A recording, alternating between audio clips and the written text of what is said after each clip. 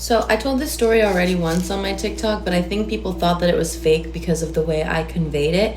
So I'm going to tell it again in a way that I think people are actually going to take it in for what it is, okay? Because this is a real true story, and it's why you should never make friends at a bar or make friends and fully like put your trust in them, okay? This was like my moment of realization that you cannot trust other women just because they're women. Like, not everybody is a girl's girl. And this is what solidified that for me. So one night I went to this bar by myself because I didn't want to go home. I was in a really abusive relationship with my ex, baby, father. So whatever, I didn't want to go home to get belittled, beaten, and whatever. So I decided to go to the bar by myself. Now, I would have gone with some friends, but I had moved away from my hometown for this motherfucker. So I had no friends. And so I decided that I was just going to go by myself, clear my head, get a couple drinks, and then I would go home. Hopefully he'd be sleeping by then. So I order myself a Paloma. Those are so good. Don't sleep on those. It makes me feel like a rich bitch when I order one of those. Like, hey, can I please get a Paloma? And they look at me like, you know what the fuck that is? Anyways, yeah, so I order a Paloma, and I'm sitting there, I'm drinking it, I'm minding my fucking business. I'm literally not conversing with anybody because I am depressed. I'm thinking about what's gonna happen to me when I go home. When in comes this girl who introduces herself to me as Maggie. And I'm using her real name because I don't even think that was her real name. I think she just gave me a random name, which in hindsight, I should have done the same. So then she asks me what I'm drinking. I tell her what it is, and she orders 2 more and pushes one over to me and, you know, gets one for herself.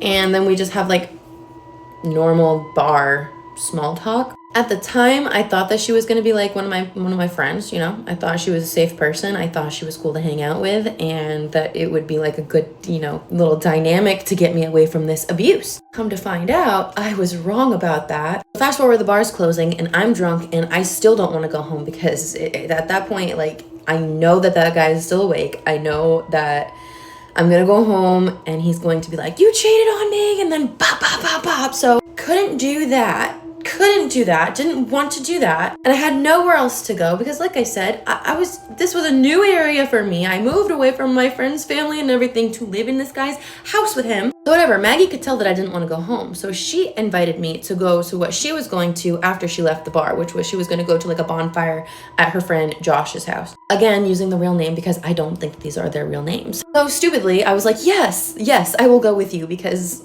I don't want to go home. The car ride was fine, okay? The car ride was great. I remember jamming. We had all the windows down.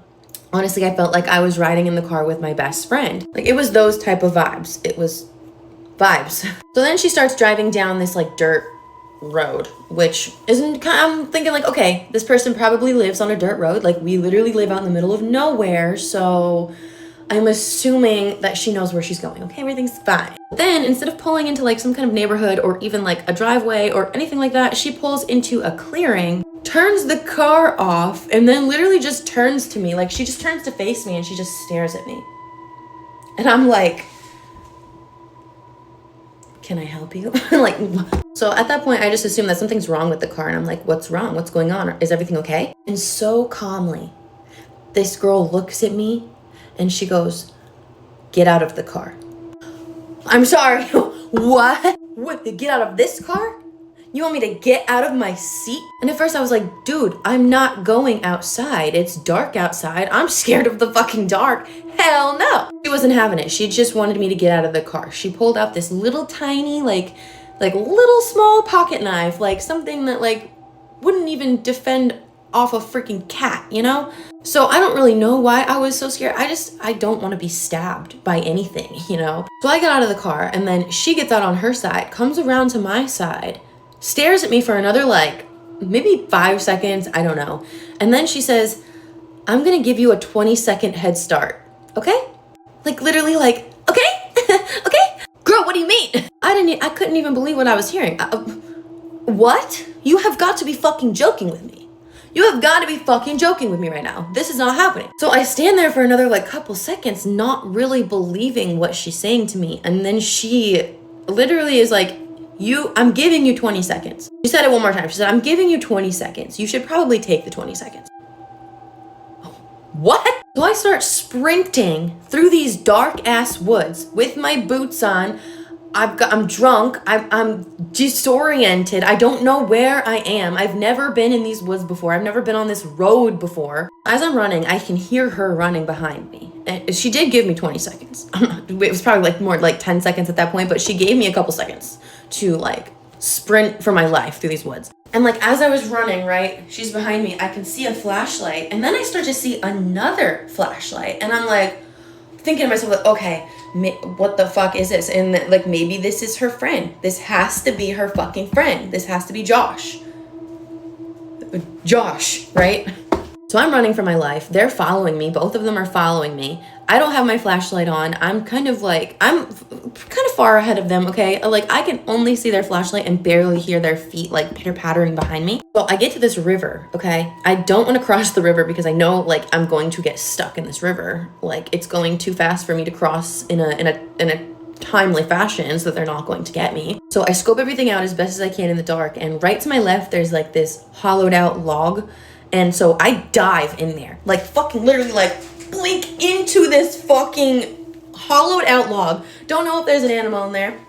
Probably just chilling with the spiders. I don't care. I shit you not. About like maybe 10 seconds after I nosedived into that hollow log, I hear them. I can hear them running right next to the river, like right where I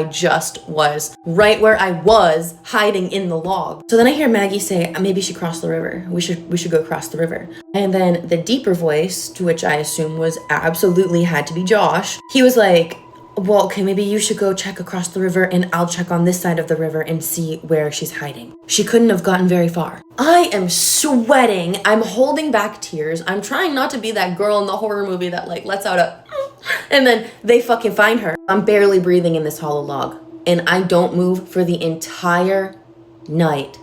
And they spent a long time out there looking for me, like in the vicinity, before they started like, you know, going deeper into the woods or wherever it is that they decided to go. I don't know if they gave up looking for me or what, but yeah, I stayed in that log for the whole entire night. Somehow I ended up falling asleep because I remember waking up and seeing like the light of dawn. Like it was barely dawn in the morning. And that was the only time that I sort of felt safe coming out. And even then I was like, what if they like waited? What if they like are sitting out here like hunters, like waiting for me to come?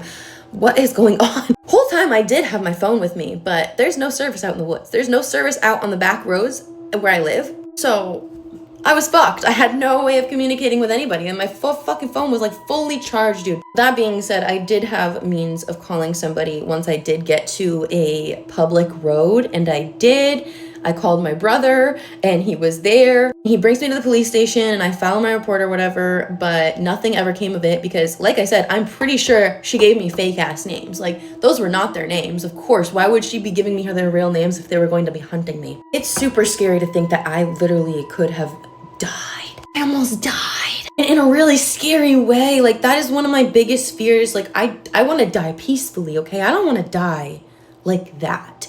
I barely made it away unscathed. I don't trust people you meet. I know that we're all like, you can never trust a man and you should more frequently be able to trust women, but you can't even trust the women. Girl, she was like my age. Time, like I was around 21, 22, maybe. Not everybody is a girl's girl and not everybody has good intentions. Like there are some conniving ass bitches out there. Wonder if they've done that to somebody before, or if I was like gonna be the first one or something like that, and then I got away, and then maybe they did that to somebody else. What the like, is that just like her game? Like she goes into bars and drinks with people and then invites them out and then goes and hunts them with her friend or boyfriend or husband or whoever the frig that guy was? I have no answers. I only have the story to tell. Moral of the story, don't trust anyone.